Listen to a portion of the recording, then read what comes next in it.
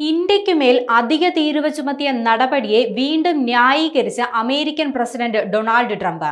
India ഏറ്റവും കൂടുതൽ തീരുവ ചുമത്തുന്ന രാജ്യമാണെന്നും അമേരിക്കൻ ഉൽപ്പന്നങ്ങൾ ഇന്ത്യയിൽ വിൽക്കാൻ കഴിയുന്നില്ലെന്നും ട്രംപ് ആരോപിച്ചു.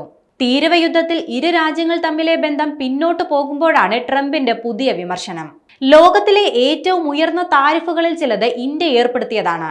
ഇന്ത്യ അമിത തീരുവ ഏർപ്പെടുത്തുമ്പോഴും ഇന്ത്യൻ ഉൽപ്പന്നങ്ങൾ അമേരിക്കൻ മാർക്കറ്റിലേക്ക് ഒഴുകുകയാണ്. ഹാർലി ഡേവിഡ്സൺ ബൈക്കുകൾക്ക് ഇന്ത്യ 200% നികുതിയാണ് ചുമത്തിയിരിക്കുന്നത്. ഇതേ തുടർന്ന് അവർക്ക് ഇന്ത്യയിൽ പ്ലാന്റ് തുടങ്ങേണ്ടി വന്നെന്നും ട്രംപ് കുറ്റപ്പെടുത്തി. അതേസമയം ഇന്ത്യ US ബന്ധം പഴയപടിയാകുമെന്നാണ് പ്രതീക്ഷിക്കുന്നതെന്ന് കേന്ദ്ര വാണിജ്യ മന്ത്രി പീയൂഷ് ഗോയൽ പ്രതികരിച്ചു. നവംബറോടെ ഉഭയകക്ഷി കരാർ ഉണ്ടാക്കാനാകുമെന്നും മന്ത്രി പ്രതീക്ഷ പ്രകടിപ്പിച്ചു. കഴിഞ്ഞ ഫെബ്രുവരിയിലാണ് ഇരു രാജ്യങ്ങൾ തമ്മിൽ വ്യാപാര കരാറിൽ അവസാനമായ ചർച്ച നടന്നത്.